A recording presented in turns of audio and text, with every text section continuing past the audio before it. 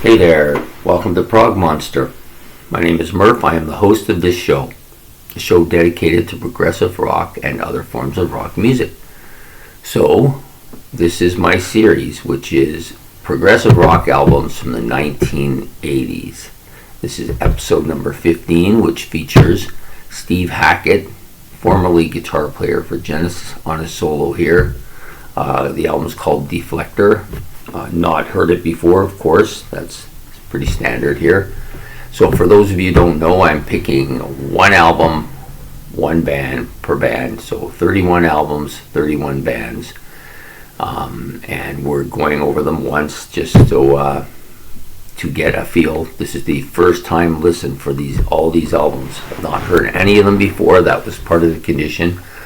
Just to try and, I guess, the general feel for this is to try and get some new music and develop some new music here by doing it this way. So I do this kind of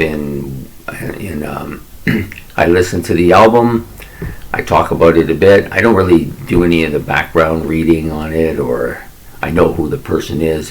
There may be a need to go back and look at how long the tracks are so I can separate the songs depending on how I am able to listen to it. But anyway, so it's all albums I've never heard before from either bands that I've known very well and just for some reason haven't listened to this particular album, bands that I have maybe one or two albums from but I've never heard this particular one, bands that I've heard of but have never gotten a chance to get around to listen to, and then other band. The last category is bands that I've never heard of that and of course I've never heard of the albums as well. I do have several albums in here that are from places other than English speaking. So there's a couple of French ones that I'll be doing still. I've already done a Dutch one, but they turned out to be singing in English anyways. And then the Mexican one, which was very different. I've had some really great albums so far. I've had some bit of duds. Surprisingly, the duds have done well in the views.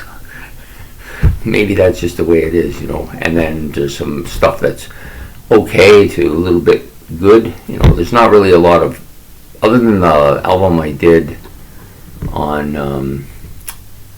the Thinking Plague. I really enjoyed most of them. The Thinking Plague was just a little bit out of my experience range, and I'm not sure how I'm going to take that, but I just feel like I don't want to hear it again. So for now I will leave it be and see if it moderates. Okay, so anyways, this album we're doing tonight for day 15, December 15th, is Steve Hackett's Defector. 10 tracks in total in this. So the album is not really like Flight of the Acolyte at all, which is the one that I have. It's much more up-tempo, much more commercial sounding, I guess it might be the word. A lot more keyboards here than I thought. Of course, Steve Hackett's guitar style sometimes confuses me as to whether it's a keyboard or his guitar. Still getting used to that style. But so there's a lot more synthesizers as well. A lot of really catchy beats on this particular album. A lot of really interesting sounds, and there's of course the vocals are different as well. There's a lot more harmonic vocals, or multiple vocals might be a better term to use here, because it's not necessarily harmonized, but there's like when they're singing, it sounds like there's more than one person. It sounds like there's multiple persons, 3 or 4 people singing the same thing that a lead person would sing. So there's a lot of that here, and pretty good. He's got maybe, I think if I counted, I see at least 1, 2, 3, 4. I think I have 4 tracks that are instrumentals only, and then, or it might be even more, it might be 5. Well, it looks like 4 anyways, and then 6 songs that have some kind of lyrics to them. The last song is a little bit different. We'll get to that when we get to it. Okay, I'm just going to do a brief overlay of the songs. I'm not going to go too in depth with them because I find a lot of them are fairly similar and catchy. So basically, The first song, The Steps, it's kind of a heavy riff with some good drums and keys here. He does do a nice winding guitar solo in the middle. The song is very methodical, as are most of the songs. So I liked it quite a bit, but it is an instrumental. I gave all the songs on the album a 6 or a 7. The 3 that I gave the 7s, I guess, would be my favorites. But I didn't really have a particular favorite here. So the second song is Time to Get Out. This might be my particular favorite. I think it's between this and the song Jacuzzi, I think, more or less, for probably the top honors, but it's a loose honors. It's not really written in stone or anything. Pretty catchy riff here. Keyboards open with some nice piano. This is the song, this was the song that kind of reminds me of that. It opens and it kind of reminds me of the opening of the Recycled album by Nectar. There's a little bit of similar sound going on here. I think it may be the keyboards that make me feel that way about it. This is a multiple vocal song, the first one I experienced on the album. So at the time I wasn't quite sure what I was listening to. I thought maybe I was just hearing some background noise, but it was actually vocals. He does switch to a more heavier sound towards the end of this song. Keyboards and riff towards the end are really strong, I think. Okay, the next song up is called Slogans. This song opens with a heavy riff and then changes to a key solo, or it could be a guitar solo. It may be one or the other. I'm not really 100% sure here, but it's a good solo no matter who's playing it.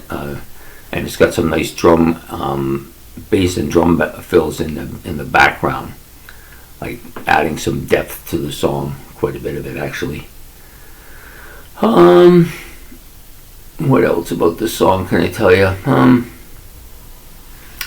Just some really kind of interesting vocal sounds here, I think, and then it ends with a nice riff as well. So then you got the next song, which is Leaving. Very mellow, atmospheric type of keyboard opening.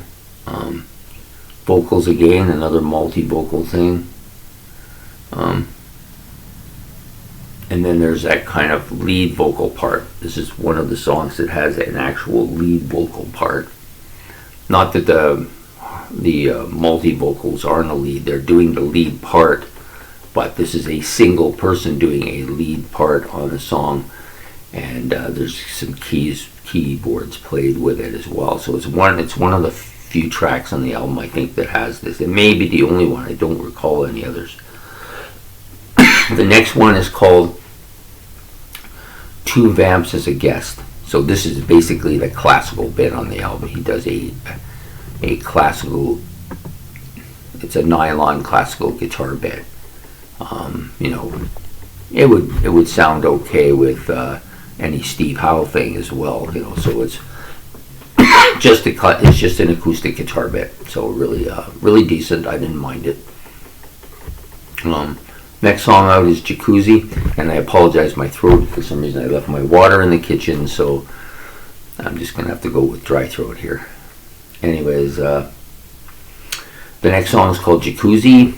Some nice guitar keyboard opening here, really catchy riff.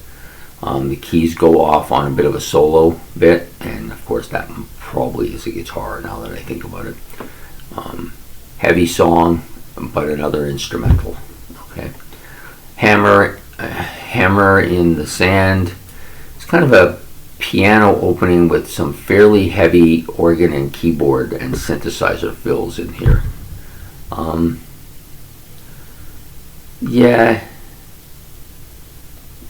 Just pretty much that's what the song is. It's probably just a little bit more synthesizer sounding than I would have thought you would have heard here. Again, another instrumental. The Toast is the next song. I think the last three tracks are probably my favorite three overall if you're breaking it into segments of the album. The Toast, guitar, key, vocal harmony opening, majestic sound. Then it switches more to a somber kind of keyboard synthesizer part. Then switches back to the first part again, and then there's a little bit more guitar here in this particular part of the album than a noticeable guitar, but it's the same kind of thing. The guitar is a little more noticeable in the first part of the song than it is in this third part. And yeah, so just a terrific song, I think. Nothing grandiose or anything like that. It's just, I just like it. And there's a lot of his songs are like that. They fall within that kind of catchy range that I like. The ninth song, is The Show. Opens with a heavy kind of bass and drums, and then is joined in by some keys here. So pretty heavy and catchy melody, I think. And the vocals are that harmonic vocal, or multi-vocals if you prefer.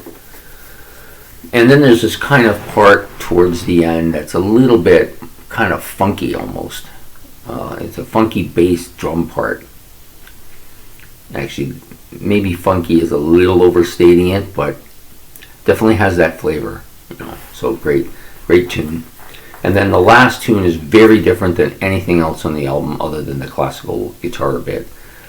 This is a big band swing song from the 1940s, and it has that feel. It feels like it's on the radio, and you feel like you're listening to Benny Goodman, right? So it's a classic kind of that classic 40s kind of radio song sound.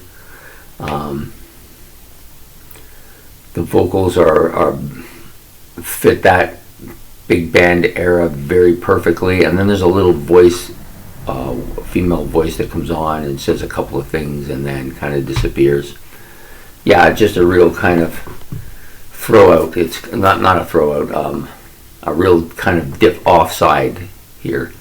The rest of the album kind of smoothly, and then you get this song, which is kind of just an add-on, I guess, just showing some appreciation for that style of music, which I think he has a lot of appreciation for those kind of things.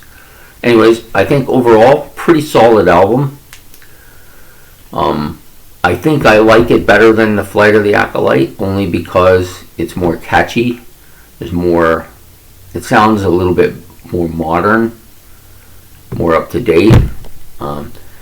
I did find, maybe it's because of the keyboards or because of the synthesizers in it, but it does have a bit of a murky feel to it. I don't know, maybe murky is probably not the correct term.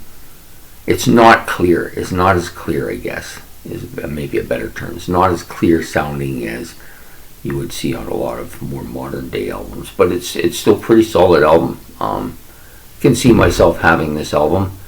Most of his albums, I think, fall within this range too. So anyways, there you have it. That's Steve Hackett on the album called Deflector from 1980.